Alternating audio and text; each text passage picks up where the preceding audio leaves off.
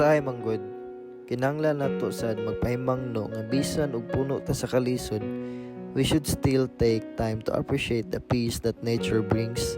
Dili na to ikalimod nga sa kalibutan, there are moments nga ang kinabuhi mahimong stressful, full of chaos ug puno sa mga problema.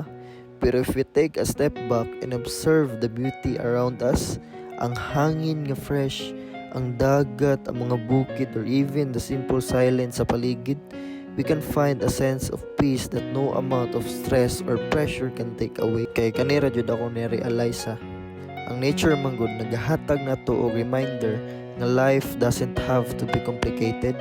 Sometimes the simplest things like the sound of birds or the feel of the sun can remind us of how beautiful life is. Despite the noise and struggles of the world, we need to learn to appreciate the present and mga simple nga moments nga naata karon. Kay at the end of the day, good no, that's all we really have. Dili na to kontrolado jud ang mga problema o gubot sa kalibutan, but we have the choice on how we respond and how we value our peace. So take time to enjoy life as it is now. Bisan pa og nay mga challenges, ayaw padala ng mga nana. Appreciate the little things, the peace of nature, the moments of stillness. Ayaw pagpadala sa stress o kasamok sa kalibutan. Life is beautiful and peace is always there if we choose to see it.